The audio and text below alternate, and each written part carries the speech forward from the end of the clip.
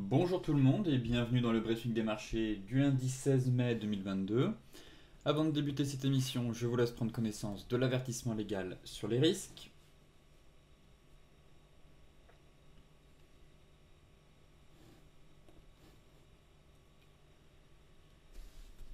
Alors ce matin, la Chine déçoit effectivement.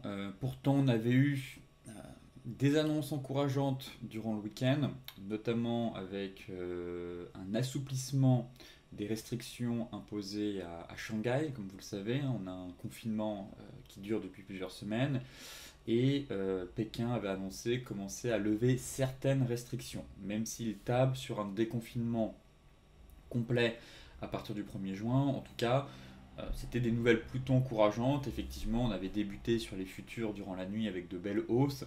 Puis finalement, les marchés ont cédé leurs gains durant la nuit, durant la séance asiatique, après des indicateurs un peu décevants.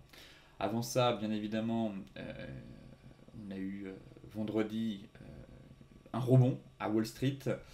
Euh, le soulagement, je dirais, provoqué par les signes qu'une inflation pourrait avoir atteint un pic, l'emportant sur les craintes finalement que le resserrement de la politique monétaire de la Fed n'entraîne l'économie dans une récession.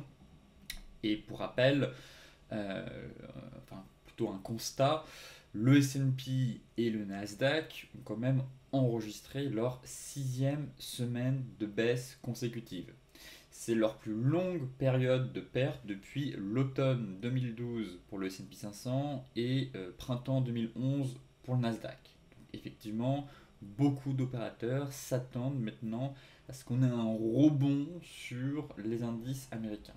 On fera le point dans la partie technique, car effectivement, on a eu un chandelier intéressant vendredi, suggérant un rebond, en tout cas, euh, peut-être technique, peut-être un début de reprise haussière, mais en tout cas un rebond à venir à court terme.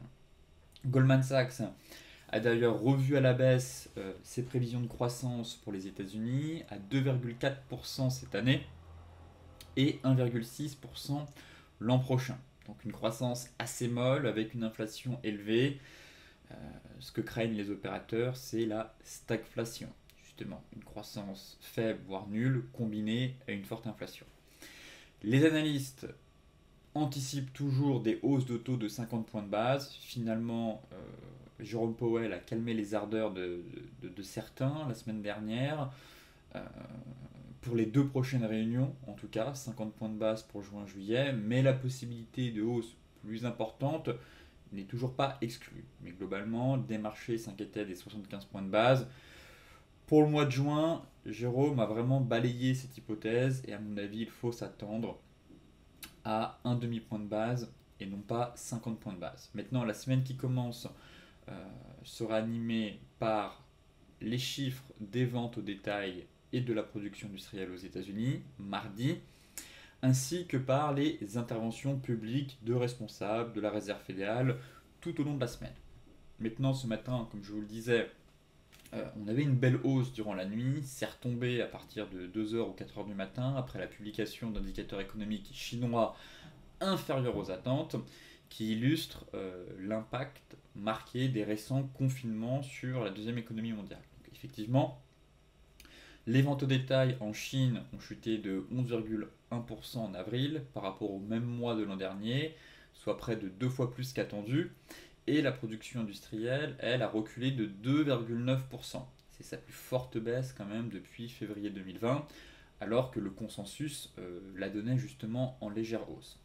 Quant au taux de chômage officiel, il a atteint 6,1% après 5,8% en mars. Donc, très clairement, ces mauvais chiffres illustrent tout simplement l'impact des restrictions sanitaires strictes, pour le coup c'est vraiment très strict, imposées par les autorités chinoises pour tenter d'endiguer la reprise de l'épidémie de Covid-19, même si l'OMS estime que les mesures mises en place par Pékin sont inhumaines et jugées un peu inutiles car elles ne peuvent pas limiter, endiguer totalement l'épidémie et le risque zéro de toute façon n'existe pas.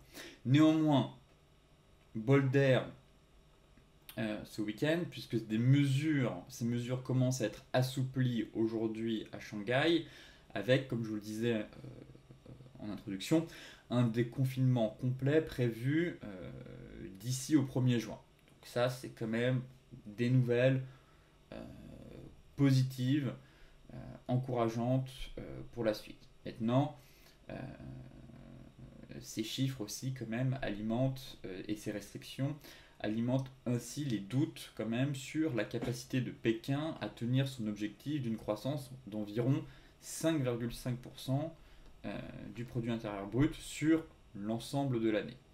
Après, comme vous le savez, Pékin a décidé quand même de soutenir massivement son économie, donc malgré des confinements assez stricts, euh, la Banque de Chine ne fera pas comme la Fed et elle ne prévoit pas de relever ses taux et de réduire son bilan. Bien au contraire, euh, certains membres du Parti communiste chinois ont déclaré à plusieurs reprises que Pékin ferait le nécessaire, en tout cas, pour soutenir son économie. Donc, tout simplement en injectant des liquidités sur les marchés. Ici, nous avons les perspectives à venir du S&P 500, car effectivement, Goldman Sachs, encore une fois, euh, a revu ses objectifs. On le sait bien, Goldman Sachs est réputé pour être un peu une girouette. Je vous avais publié ce chart, il me semble, en fin de semaine dernière, ou plutôt, non, en début de semaine dernière, ou il y a 2 semaines. Et je vous avais mis justement deux graphiques. Ce graphique-là, ici, on voyait que Goldman Sachs tablait sur un S&P à 4700 points. Et en parallèle, je vous disais, ça n'a pas de sens, puisque Goldman Sachs, le deuxième graphique, c'était les hausses de taux à venir de la part de la Fed. Et Goldman Sachs faisait partie des grandes banques à avoir une feuille de route, à estimer que la Fed allait avoir une feuille de route assez sévère, assez stricte. Et donc, ça n'avait pas de sens, dans le sens où si la Fed se montre trop agressive, si elle augmente les taux trop rapidement, trop vite, plusieurs fois trop rapidement en tout cas, enfin plusieurs fois trop vite, avec peu d'échéance entre les différentes réunions, eh bien on n'allait pas avoir d'atterrissage en douceur. Cela risquait au contraire de provoquer un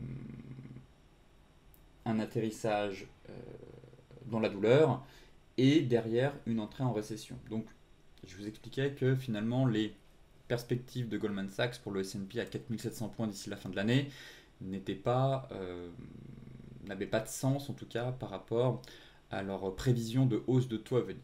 Maintenant, Goldman Sachs, encore une fois, est revenu sur ses prévisions et a abaissé en raison, cette fois-ci, du risque de taux et des craintes de croissance. Ce qui semblait en fait totalement logique, surtout le risque de taux, comme évoqué avec vous lors des précédents briefings. Donc là, on est passé à 4300 points, malgré le fait que les prévisions de croissance du bénéfice par action pour 2022 sont quand même passées de plus 5% à plus 8%. Maintenant, ces prévisions de base supposent, et là pour le coup, ils ont quand même tablé sur un deuxième scénario, alors que l'autre fois on n'avait pas de deuxième scénario, c'était uniquement 4700 points. Goldman Sachs estime que ce scénario est probable s'il n'y a pas de risque de récession. Voilà. Car en cas de récession, Goldman Sachs table sur un S&P 500 à 3600 points d'ici la fin de l'année. Donc voilà, très clairement, les deux scénarios à retenir. Atterrissage en douceur, politique de la Fed, pas trop agressive et pas de ralentissement économique mondial. Fin de l'année, un S&P à 4300 points. Au contraire, l'inflation ne diminue pas, la Fed obligée de se montrer agressive et derrière fort ralentissement économique mondial et imaginons recrudescence de l'épidémie de Covid un peu partout dans le monde, et bien là, fort probable qu'on ait un S&P qui tombe à 3600 points selon eux. Donc, comme d'habitude, on fera le bilan à la fin de l'année. Ici, c'est un graphique qui montre que les différentes bulles qu'on a pu avoir dans l'histoire de la bourse, liées comme d'habitude à l'avidité et à la peur, et globalement, les excès engendrent des excès, que ce soit sur le gold, le Nikkei, les valeurs tech durant les années 2000, la bulle de l'immobilier, la Chine, les biotech, bref, tous les secteurs y passent, tous débutent pareil et tous finissent de la même façon. Donc soit un éclatement et derrière ça ne se relève jamais, soit des excès qui ont engendré des excès, chutent et repartent à moyen long terme. Effectivement, les techs euh, en 2000 avait vraiment chuté fortement, mais derrière, ça a quand même donné naissance aux FANG, aux GAFAM, à des Google, des Amazon, des Apple, bref, des valeurs en bonne santé et qui génèrent énormément de cash. Donc en 2022, on a quand même assisté à un dégonflement de bulles sur certains actifs, notamment sur des FANG. On le voit très clairement avec Facebook, euh, qui a quand même bien chuté. Capitalisation boursière divisée par deux. On était à 1000 milliards, on n'est plus qu'à 500 milliards. Netflix, n'en parlons pas. Amazon aussi a quand même bien dégonflé. Bref, des valeurs qui se dégonflent. Le fonds ARC, victime très clairement de son succès. Rappelez-vous, hein, durant le crack lié au Covid, toutes les valeurs de l'innovation, des techs, les SPAC, le fameux fonds de Cathy Wood, qui aujourd'hui affiche un drawdown, je crois, de 77% depuis son point haut. Donc très clairement victime de son succès et de la politique monétaire de la Fed. Maintenant, tous les regards sont un peu braqués sur le BTC pour savoir si l'actif va lui aussi connaître le même sort et entrer en bear market dans les prochaines semaines, prochains mois. En tout cas, pour l'instant, les 30 000 dollars sont défendus, ça reste préservé. Euh, Peut-être qu'on va assister à un gros range de consolidation, mais effectivement, sous les 30 000 dollars, ça risque d'être compliqué pour le BTC et les cryptoactifs, et on pourrait avoir une correction un peu plus profonde, et à mon avis, revenir chercher l'ancien sommet historique à 20 000 dollars. Concernant la partie technique, je trouve que les indices européens résistent plutôt bien ce matin. Effectivement, on avait une belle hausse sur les futurs, notamment sur les CFD à minuit, après les annonces durant le week-end d'un assouplissement des restrictions à Shanghai. Donc ça, les opérateurs ont quand même salué ces annonces-là. Puis finalement, on a eu des données macro en provenance de Chine et ça a un peu plombé l'ambiance derrière. Bon, en tout cas, l'eurobond est toujours en place. Je trouve qu'on n'a pas eu de grosse dégradation de la reprise ce matin, malgré le gap baissier. Vous voyez que bon, gap baissier, ça part à la baisse. Puis finalement, on a quand même un flux acheteur euh, qui est là, qui tient. Et à mon avis, on peut quand même aller chercher un peu plus haut sur le CAC. Voilà, je suis plutôt haussier pour cette semaine sur les indices. La clôture hebdo se solde quasiment avec un piercing pattern. On va quand même vérifier en prenant. Et est-ce qu'on a clôturé? Ouais, pile poil. Vous voyez, on a fait les 50%. Pile poil. Donc piercing pattern, l'inverse du dark cloud cover ici. Donc on clôture dans quasiment 50% du corps de la bougie précédente. Donc pattern logiquement de fin de baisse et d'un creux de marché à court terme. Voilà. Donc ça en données hebdo, on a un début de pattern qui est quand même intéressant. Derrière, en données 4 heures, je vais recadrer mon graphique. On a aussi un double creux, c'est pas le plus beau des doubles creux, mais ça tient, il est sur une zone de support. et il suggère un objectif en direction des 6445. Donc là, effectivement, il y avait un premier TP à venir chercher ici, c'était sur le comblement du gap. Celles et ceux qui sont acheteurs, peut-être que certains ont tenté des achats ici sur le pullback, pourquoi pas, avec un stop loss à placer dans ce cas-là sous le gap ici. Et l'objectif, ce serait d'aller chercher les 6415, 6445.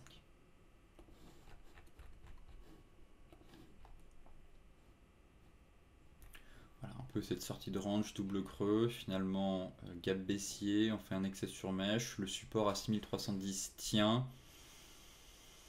Bon, je trouve que le marché résiste plutôt bien, malgré les mauvaises annonces en provenance de Chine. Et pour l'instant, je ne vois pas d'éléments indiquant un retournement à venir. Donc je reste plutôt positif en ce début de semaine. Et voilà, je verrais bien un CAC venir taper les 6415. Et un peu plus si on parvient finalement à aller chercher.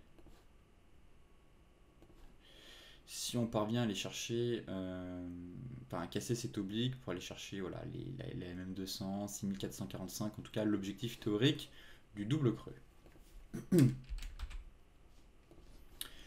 Le DAX, c'est la même chose.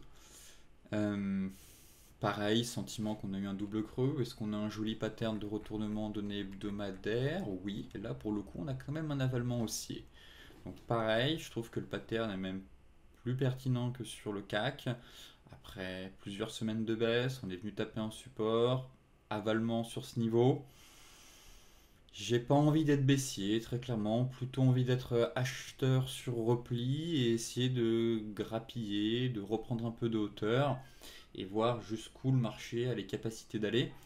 Mais effectivement, données hebdomadaires, voilà, des signaux encourageants, comme comme la séance de vendredi aux États-Unis, des chandeliers de retournement données daily qui plaident en tout cas pour un rebond. Après, est-ce que c'est un point bas, est-ce que c'est un rebond technique ou est-ce que c'est un début de reprise haussière? Ça, pour l'instant, c'est un peu difficile à évaluer. Mais globalement, euh, voilà, on a des signaux haussiers qui se mettent en place sur l'ensemble des indices. Donc là, pareil, on est venu taper un niveau clé. L'idéal pour moi, c'est d'aller chercher les 14 130. Et si on sort par le haut de ce canal, peut-être le réajuster comme cela. Voilà. Aller chercher 14 400, 14 800. Donc voilà les deux cibles que j'ai actuellement sur les indices, que j'ai sur le DAX. Pour moi, on est toujours dans un canal baissier, signaux haussiers encourageants.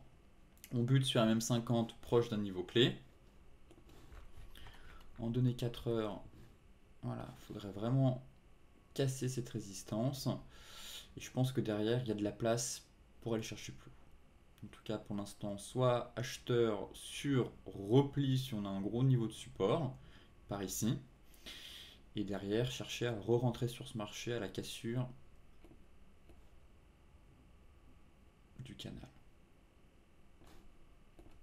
Tout dépend comment on le prend. Voilà, pour moi, on a un canal baissier ici. Cassure de ce niveau, on casserait une belle résistance couplée à la borne haute du canal. Et derrière, on libère le potentiel haussier pour aller chercher en TP1 14 400 et TP2, ce serait le range à venir. Gros range à venir. Voilà un peu la construction graphique que j'envisage sur le DAX. En tout cas, potentiellement un gros range à venir si on casse ce niveau en TP1, TP2. Et à mon avis, gros range derrière à trader pour les semaines à venir.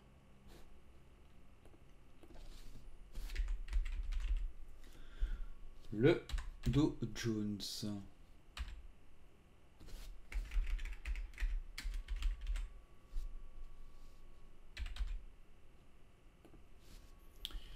Le Dow Jones,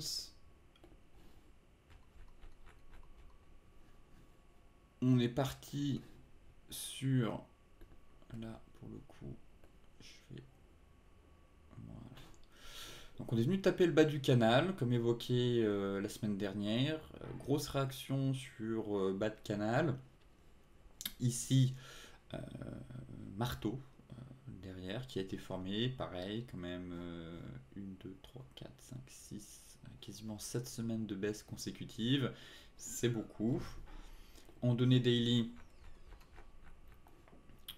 on pourrait presque interpréter ce chandelier. C'est dommage qu'ici on manque un peu de corps.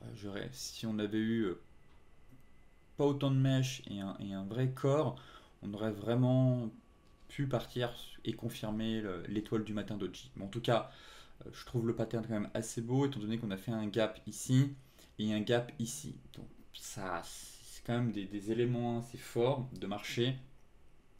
J'aurais préféré une belle bougie ici avec du corps plutôt qu'une longue mèche haute. Mais globalement, on reste quand même sur un pattern de retournement suite voilà, un gros rebond et on est venu taper une zone. Donc là, pareil, assez haussier en ce début de semaine sur le Dow Jones. Je suis plutôt, voilà, pour moi, c'est place au rebond vraiment cette semaine en direction des 32 000 voire 33 000 points. Je vous disais justement, bon, en données 4 heures, pas grand chose à dire, je trouve, sur le cash. Je trouve qu'on a un peu plus d'informations sur le futur. Et je vous disais la semaine dernière justement de surveiller le futur Nasdaq. Si on va très rapidement dessus, là on est en train de retomber. Peut-être qu'on peut se faire une épaule, tête et épaule inversée si on retombe un peu, donc à surveiller. Mais effectivement sur le Nasdaq, voilà, je vous disais de surveiller la réaction des prix sur la borne basse du canal avec l'avalement. Effectivement, on a fait quand même un superbe avalement et on a réussi à casser, à retourner dans la zone de polarité. Donc voilà pourquoi j'ai un biais haussier sur les indices.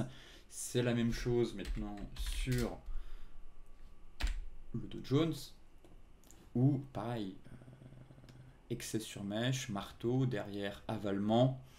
J'ai du mal à être baissier avec tant d'éléments techniques haussiers, que ce soit sur le Nasdaq, le Dow Jones, après une belle dégringolade. Je ne sais pas si c'est un point bas et un début de reprise haussière ou simplement un rebond technique. En tout cas, pour moi, j'estime que les acheteurs reprennent doucement l'ascendant psychologique et qu'il faut plutôt commencer à chercher des achats que des ventes. Voilà le plan pour moi de la semaine en swing sur les indices. Donc des achats plutôt sur repli. Et là, l'idéal, effectivement, serait de retourner sur les 32 500, l'ancienne borne basse du range, ici, venir taper la MM 50. Et si on réintègre vraiment violemment ce niveau, et bien là, on commencera à tracer un Fibo. 23,6. Bon, on a fait les 23,6. C'est pas un gros niveau, les 23,6 pour moi. Généralement, on s'intéresse surtout aux 38,2, 50, 61,8. Donc voilà les objectifs. Ce serait d'aller chercher, bon, 38,2, ça correspond pas à grand chose. Mais effectivement, si derrière on réintègre violemment 33 250, ce serait l'objectif à venir chercher à court terme. L'euro-dollar, ça me plaît bien, l'euro-dollar, vous le savez. On est vraiment venu taper le bas de notre zone. Bon, on a notre zone intermédiaire. Hop.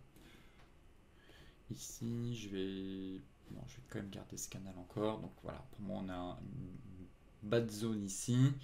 L'objectif, c'est de revenir pullbacker ce niveau. Voilà, c'est de revenir sur les 1,50, 1,0520, 1,0480. Là, on est venu taper notre bas de zone sur excès sur mèche. C'était à surveiller. Maintenant, en données daily, on est toujours dans notre setup de divergence haussière. Donc, bien évidemment, soit on anticipe, on rentre et on se dit, bon, on voit ce que ça donne ici. Si on casse cette zone et qu'on valide la divergence en même temps, là, c'est un très bon signal d'achat. Enfin, poursuite de la hausse. Donc là, à surveiller. Peut-être que certains ont anticipé ici et ont tenté des achats sur la zone. Car effectivement, si j'affine en données, on va regarder en données 4 heures.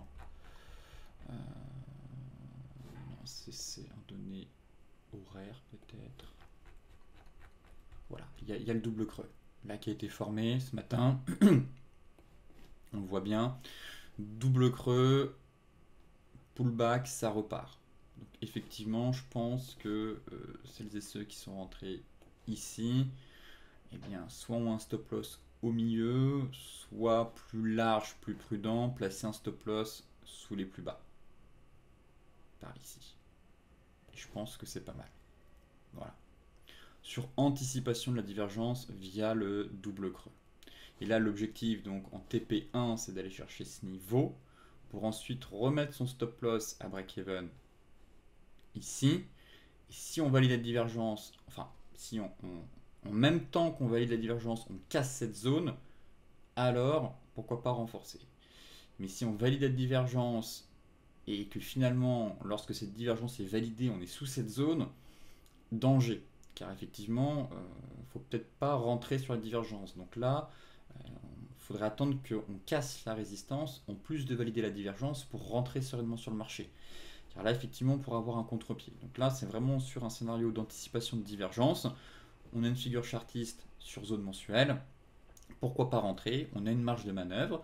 Ici, on avisera et on verra si la divergence est validée ou pas. Et si on a la cassure. Si on a la cassure, on remonte le stop et pour les retardataires, peut-être entrer à la cassure de ce niveau. Donc voilà le plan, mais pareil, plutôt un plan haussier maintenant sur l'euro-dollar. Même chose pour le GBP USD, seulement ici en données horaires, bon ça,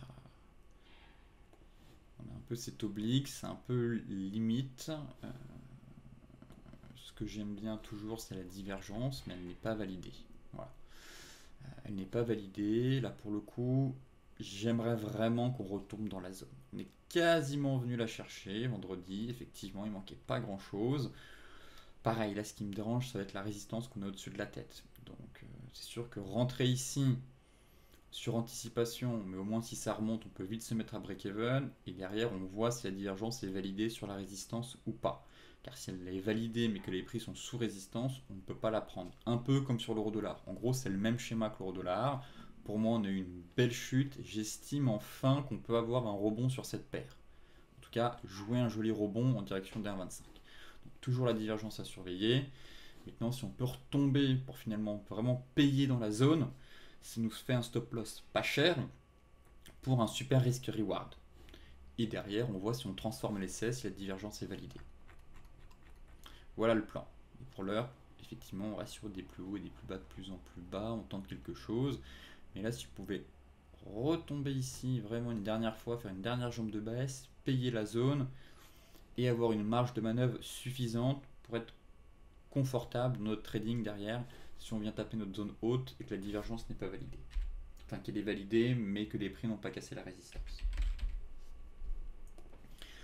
Le NZD-USD, c'est aussi mon plan de la semaine actuellement. Pareil, même constat, c'est une chute vertigineuse, une zone de prix. Voilà, ici, on la voit bien, on a une zone hebdomadaire. Tac. Juste ici.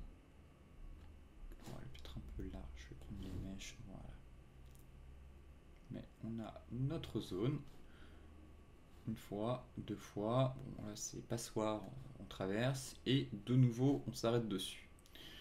Donc, une belle zone, est-ce que elle coïncide avec un retracement de Fibo? Oui, le niveau des 61,8, donc c'est une zone de convergence, donc un niveau très important, où on va éviter de vendre, et plutôt chercher des achats. Donc voilà pourquoi je suis intéressé pour un achat sur cette paire, sur un retracement clé, enfin une zone de convergence. Maintenant, si on affine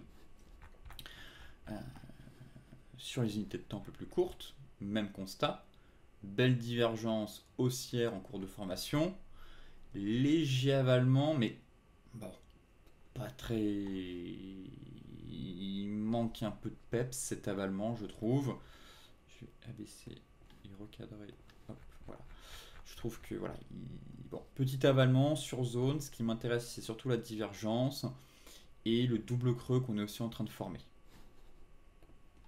Donc là pareil, ce serait de faire anticipation de divergence sur zone.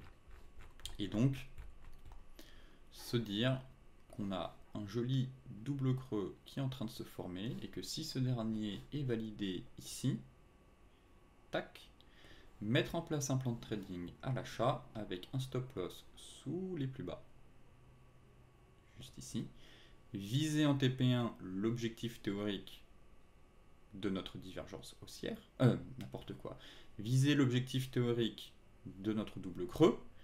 Et derrière, si l'objectif est atteint, regardez si on valide notre divergence haussière. Et pareil, mettre un joli Fibo et voir ce que ça peut donner. Donc là, l'objectif du double creux, c'est quasiment les 23,6. L'objectif de la divergence, c'est les 50%. Bon, ça, j'en suis pas aussi sûr, mais je pense qu'on peut aller chercher les 38,2. Donc voilà le plan de la semaine. Pour moi, c'est sur cette paire. Si on valide le double creux, un stop loss en dessous, TP1, objectif théorique du double creux, mise à BE du stop loss, TP2, on voit si on peut chercher 38,2 ou 50. Le gold, sous pression vendeuse toujours. On est venu taper les 1008. Ce fameux niveau, juste ici. C'est un peu le dernier rempart. Donc 1008, exactement, c'est 1794, 1800, 1790. La bougie de la semaine dernière est pas top. Derrière, le RSI casse. Son oblique haussière en place depuis pas mal de temps. Donc ça, c'est vraiment un point négatif. On a aussi cassé notre fameuse oblique ici. Voilà. Là, on avait quand même une belle oblique. Ça a été cassé. Donc je note vraiment des éléments de dégradation sur le gold. Très clairement. Après, certains tenteront, même ici, hein, si j'essaye d'ajuster mon oblique, je trouve que ça se dégrade. Voilà, on est sur un niveau de support. Le gold, effectivement, pourrait rebondir après quand même une chute non négligeable depuis les 2000 $, même les 2070, mais ici effectivement, on a vraiment chuté en ligne droite, et espérer avoir une stabilisation sur ce niveau de support. Voilà, donc pour l'instant, pareil, je ne mettrai pas de plan à l'achat sur le gold. Je note la zone qui a quand même été travaillée ici à de nombreuses reprises. Bel excès sur mèche, mais j'aimerais bien qu'on ait un véritable signal technique haussier. Et donc malheureusement, c'est pas le cas. On est sur des plus hauts et des plus bas de plus en plus bas. J'ai pas de divergence, j'ai pas de chandelier baissier. Effectivement, un rebond vers les 1850, ce serait la cible que j'envisagerais. En tout cas, pour moi, ce serait de viser ce rebond-là. Maintenant, en l'absence de signal technique, je préfère m'abstenir. Voilà.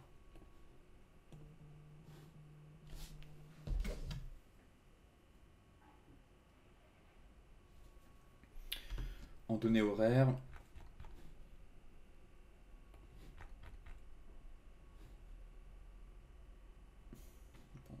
un début de divergence ici, effectivement, elle est très légère, très légère, mais pourquoi pas. Début de divergence, elle n'est pas validée. Bon, pas de précipitation en ce début de semaine. J'aimerais en fait une stabilisation du cours de l'or. Voilà, je pense pas qu'on va avoir une reprise en V, mais plutôt une phase de stabilisation. Et une fois qu'on aura cette phase de stabilisation, se dire ok, ici on a vraiment un gros niveau de support, on peut commencer à chercher des achats. Car là, pour l'instant, le sentiment qu'on a un couteau qui tombe.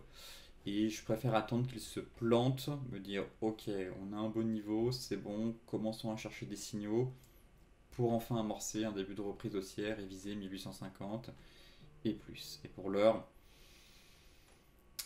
j'ai pas suffisamment d'informations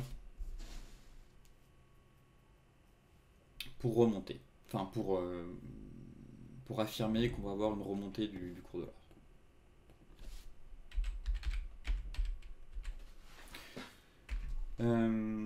Le pétrole Brent, alors, toujours dans le range.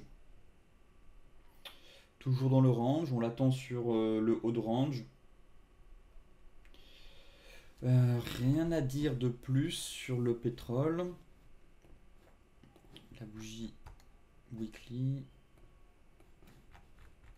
Bon, belle mèche basse. Grosse phase de stabilisation à long terme. Enfin, long terme.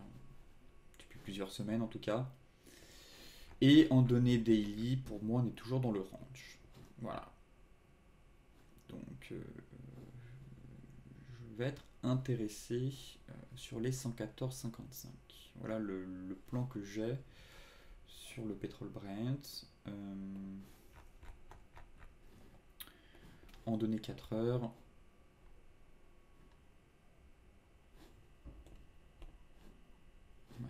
Ouais, il y a des nuages qui commencent vraiment à se mettre bien à plat. Des amplitudes un peu plus faibles. Bon, rien à signaler, rien à faire selon moi sur ce niveau-là. On tente de faire une rotation complète des prix, pourquoi pas. Euh, Dans ce cas-là, autant l'attendre ici. Voilà, 114,55, 113. Et on fera le point une fois qu'on sera là-haut pour savoir si on met en place un plan vendeur ou au contraire un plan acheteur si on casse pour aller chercher les 121. Mais pour moi, on est dans une phase de trading range. Donc, on intervient uniquement sur les niveaux clés, la borne haute ou la borne basse.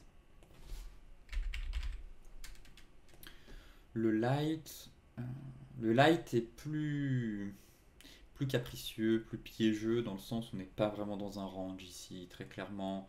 Même si le nuage se met à plat, j'ai le sentiment qu'on consolide un peu dans un canal. Sauf si on est sur borne haute ici de range. C'est un range assez larvé, je me méfie. Honnêtement, j'ai pas envie de me prendre les pieds dans le tapis. Je trouve le marché complexe sur le Brent et le WTI. J'aime aller là où il y a de l'action, là où il y a du flux. Et pour l'instant, c'est un peu vaseux ce marché. On manque de visibilité. On n'a pas de flux du tout. On a peu d'amplitude. On a des mouvements. Enfin, on n'a pas des mouvements avec de grande ampleur, avec beaucoup de flux. Bon, là, vous voyez, on a tenté de gaper à la hausse. Ça réintègre la zone. Chico qui tape sur le haut de Kijun à chaque fois et ça retombe. C'était le même cas ici, boum, ça retombe. Donc là, pareil, j'ai pas envie de me précipiter à l'achat en disant c'est bon, on casse la zone, on va chercher les 116. Ça pourrait être un piège. Voilà, comme ce chandelier baissier ici qui finalement semble s'invalider. Il y a des faux signaux. Là, je trouve qu'on a pas mal de faux signaux, donc je vais plutôt focus sur le Brent que sur le WTI. Car là, le range n'est pas aussi propre que sur le Brent. Là, je pense qu'on pourrait partir dans un canal, faire un bull trap, taper le haut, pour au final retomber. C'est la crainte que j'ai actuellement. Comme à chaque fois, Chikou vient taper Kijun, on tape le haut, on se dit c'est bon, ça casse, et derrière ça retombe. On n'est pas vraiment dans un range ici, on est dans un canal aussi un peu larvé. Par conséquent, de ce fait, ça me semble un peu piégeux. Donc pour l'instant, je laisse faire le marché en ce début de semaine. Et on reviendra dessus un peu plus tard. Mais je veux plus focus le Brent qui a une structure, une configuration quand même plus propre que sur le WTI. Les cryptos qui ont chuté bizarrement en même temps que les données en provenance de Chine. Je reste haussier, en fait, on est venu combler le gap ce matin, si on prend pareil les futurs comme d'habitude. Si on regarde les CME, voilà, on a ouvert avec un gap haussier, c'est venu, ça a été comblé. Maintenant, ce que j'aime sur les CME, c'est cette longue mèche basse, comme je vous le disais, qui ressemble à de la capitulation de marché sur des volumes extrêmes. Donc, typiquement un schéma de creux de marché. Et derrière, belle bougie verte avec un avalement qu'on pourrait associer, pareil, sorte d'avalement à une étoile du matin, une étoile doji du matin. Donc, des signaux qui étaient plutôt encourageants selon moi.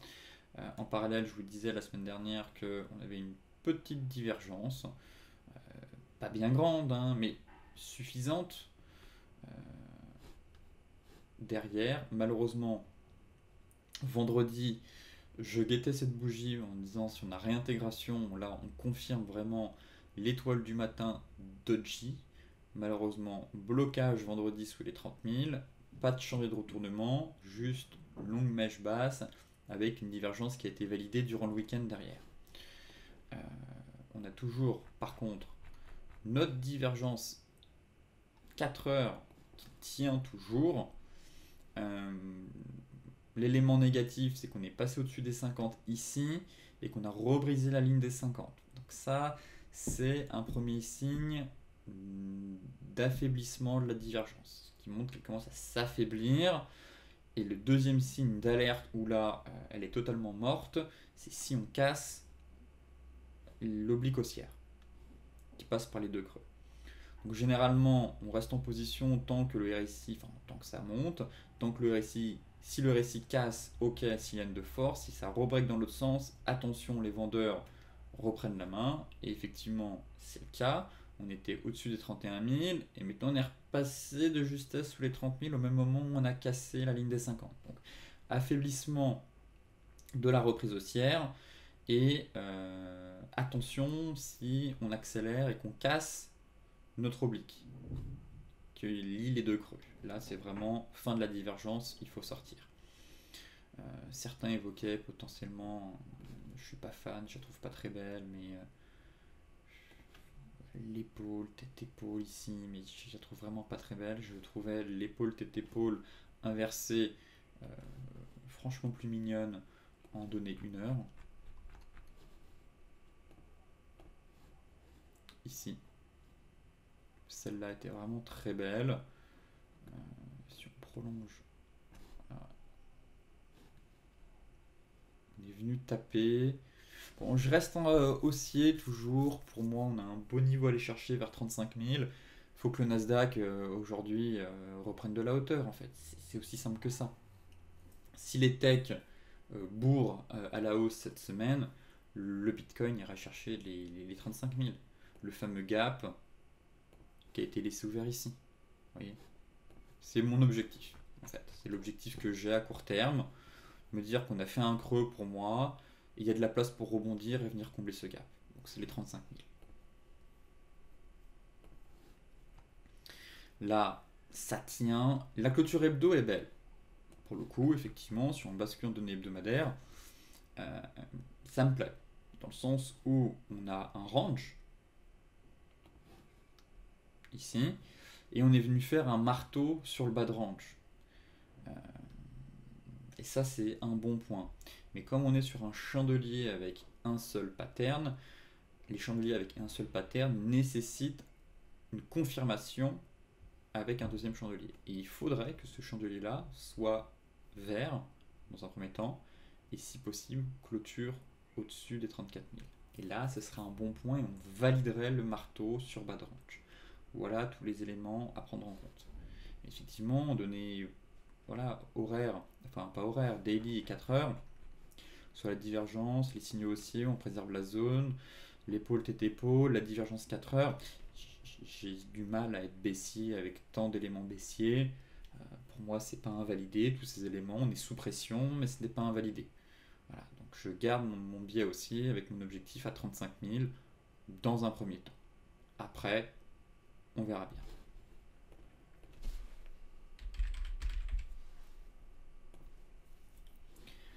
L'Ethereum, bon, on n'a pas de beau marteau.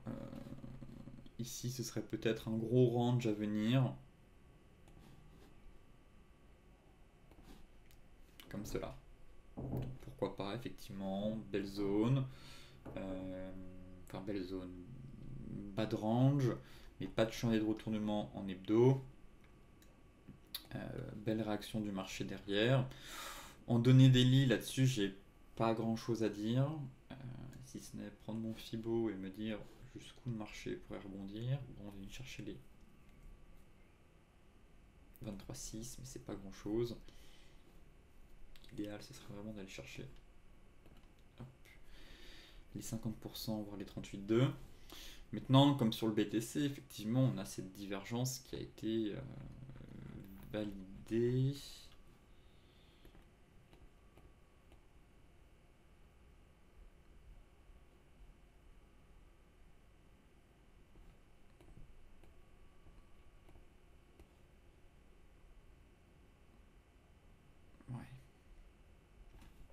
Pareil, pareil, c'est ce qui m'embête, c'est le fait qu'on est cassé ici, qu'on break dans l'autre sens le niveau des 50.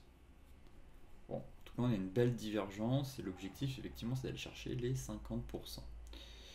Donc les 2335. Pour l'heure, elle est toujours en place, même si on effectue un début de reprise haussière, on est à court terme sur des plus bas et des plus hauts de plus en plus hauts, donc ça tient. Faut pas qu'on casse les 1950. Voilà, pour moi, si on repasse sous 1950, ça va être compliqué, il faudra de nouveau travailler le bas de range. Mais là, dans l'état actuel, la divergence tient toujours. Et dommage que j'ai pas des beaux signaux daily comme sur le BTC et en hebdomadaire aussi comme sur le BTC avec le marteau sur l'Ethereum. Mais je suis partisan en tout cas d'un rebond à venir à court terme sur les crypto-monnaies.